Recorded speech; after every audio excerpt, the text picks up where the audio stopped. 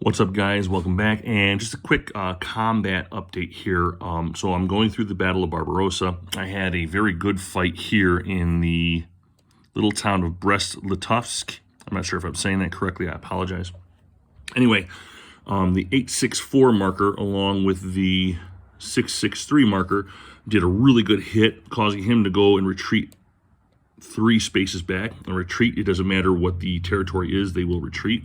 And he took a attrition hit, so he's less. Okay, now I have an option here. I can either move forward and take Brest, which is advance after combat, or I could do what's called exploitation. Exploitation is because, here, I'll move this guy forward, because there's an armor here. It's kind of like a blitzkrieg, if you will. But this isn't done during the blitz segment of a marker. We don't have to worry about that. I can advance this infantry unit forward of the unit that just took over Brest, which was the armor unit. And I think I'm going to do that. And the rules are very simple. I can't go more than my movement allowance, which is 3, but I don't follow the movement allowance when it comes to exploitation. I follow whatever the unit had to retreat to. So he had 3 retreat movements. He gets 3 movement allowance points, if that makes any sense. So because he had to retreat 3, he gets 3. If he had been able to take care of his attrition, that would have been 4. But because 4 is more than 3, the allowance, that wouldn't count. I wouldn't be able to do it. But since I can do it, I'm going to move in here. And the reason I'm moving there is because I do have to stop at enemy zones of control, just like all other movements. Okay? So that's where I'm at in Barbarossa right now. We're kind of busting through the center line right now. Okay, so here's where we are after the combat sequence for the Germans, or I should say the Axis players, as of right now. So you can see that big drive through the center of the line, and it was pretty good. That doesn't mean that the Soviets are out. They do have a number of forces coming in. They have emergency mobilization. They also have their force pool to come into play as well. I forgot to mention the Barbarossa victory conditions. So those little red hexes you see, the red outline hexes, those are Soviet strategic hexes. I need at least 3. The Soviets need at least 2 or less, I believe. Let me take a look. Sorry, I'm bringing you over here. Victory conditions at the end of the September-October 1941 game turn. Count the number of Soviet strategic hexes that are under Axis control. If it's 3 or greater, the Axis win. If the number is 2 or less, the Soviets win. So right away we got a couple right in our grasp. So what that means is we can't screw around playing, beat up along these lines.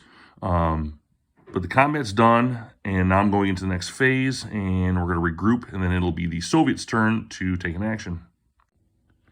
Hey, what's up, everybody? Welcome back to the War Room, Axis Empires, Total Krieg. And so we're learning some new rules here. So what you're seeing here is obviously the after effects of combat. The Germany has pushed in its first turn into Russia. And then I've done the reserve movement phase. I don't think I covered reserve movement phase, but just to clarify, all the units can move yet again with some restrictions in the reserve movement phase. So after they've moved and they got into fights, they can move again. However, they cannot move into or out of enemy hexes of control, or enemy zones of control, excuse me. Rails still count as 1 instead of half the movement points, which it normally does. Rails are supposed to be, quicker, but they're slower. But basically, the idea is that your units are moving cautiously. Now that they're moving into new areas and territories, they're moving slower. But anyway, we did our reserve movement phase, and now we're doing the permanent conditions phase.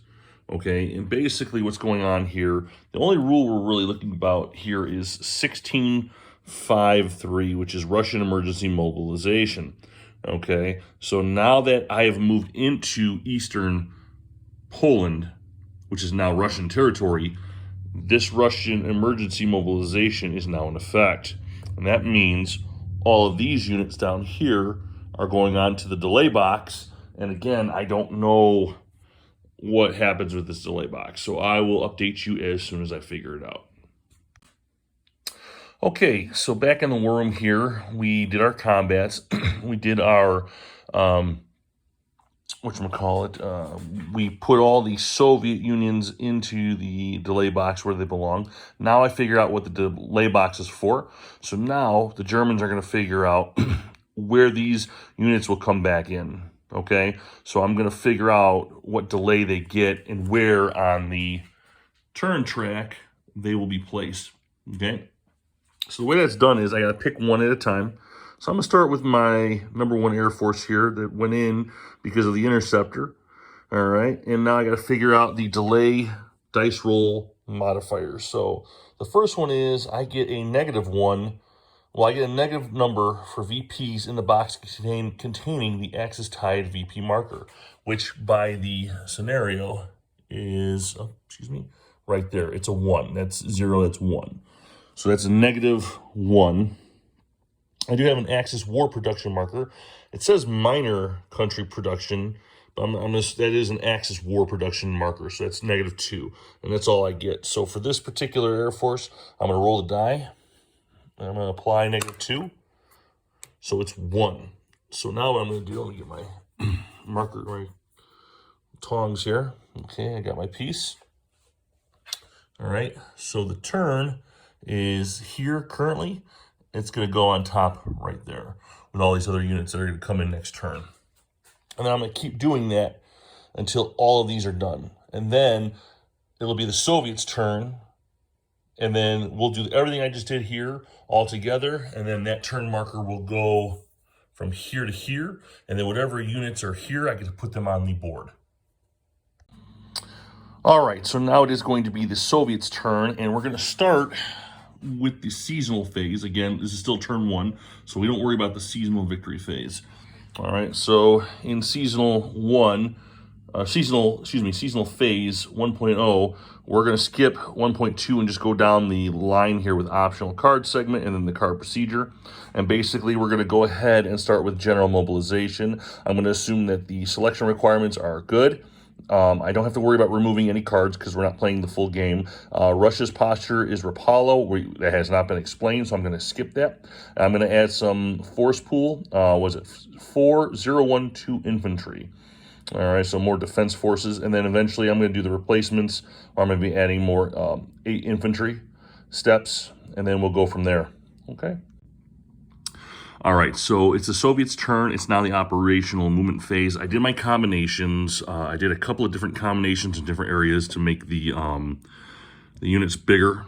I did not do any breakdowns of any units. I don't think I want to do that right now. And I'm about to do my movement phase.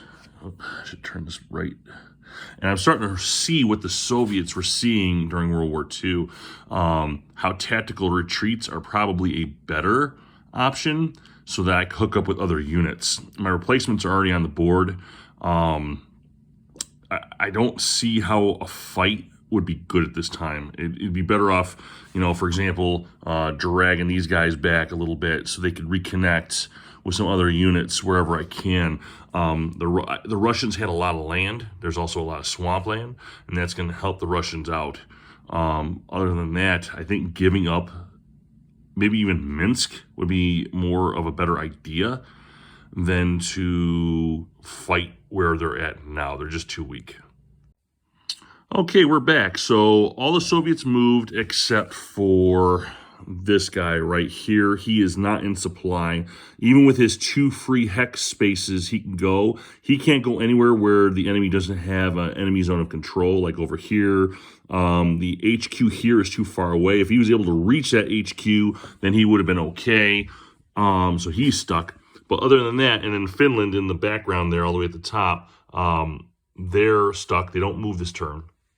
Okay, I did move some guys closer to the Finland border, but other than that, they didn't move. So my plan is not to attack. It's to just move and hopefully just slow down. That's my whole purpose. I have Minsk, which is right up here. I'm trying to bolster that up a little bit for the attack, and we'll see what happens. Okay, so a new rule that I've learned, and I'm going to share with you guys right now, is the Soviet permanent conditional events. Okay, I went ahead and I took a look at them already. It's the only thing I have to worry about is 16.5, and over here it is the 16.5 was my Russian emergency mobilization, which I already did, but also border defense check. And check this out. This is really interesting. So I had units spread all throughout the area. Now they're kind of unified, and I'll explain what that means. Basically, there's requirements. So the Baltic states and the Eastern Poland has to have at least 2 units, 2 ground steps placed on their borders. And if that's not fulfilled, the Axis player gets to put them anywhere he wants to. So as the Germans, of course, I have to get rid of that guy too. I get to push them anywhere on those borders immediately. Okay, I guess it's like they're running from the area or something like that. I don't know what that means. The Baltics were taken care of. The the Finland areas have the exact amount that they need because I pushed one guy up there. And then the Eastern Poland border has to have 2 units per hex that's lined up with the Germans. Okay, and as you can see, now they're all kind of lined up, which is not good, not good at all. So I didn't know that it was a rule, but now I'm learning about that. So that is the permanent Soviet permanent conditional events, which is written right here. That's a new rule that we're learning about. And there's like a whole bunch of them for each. For Axis, I believe there's some for Western, and they have to be fulfilled in this game every turn, the best that can be done. Now, of course, because I don't have enough steps from my force pool over here to put on here, then that's just empty. I don't have to worry about putting them anywhere. It's no penalty. So interesting, just an interesting game mechanic. I get it. So we'll see how this plays out. And of course, as I said before, I'm not attacking the Germans. So I don't know if that was a mistake now or what, but we'll figure it out. Okay, so this is going to end the turn for the Soviets. We went from May, June, summer to June, July. Okay, and those units were in the June, July. I rolled the DRMs for the Soviets, and this is where they came out. They came to June, July, where that Axis tide or Axis turn is. A bunch of them went way past the end of the game, so I won't be seeing those again. So I'll be taking those and placing them in the force pools of their respective areas, and then we'll go into turn 2.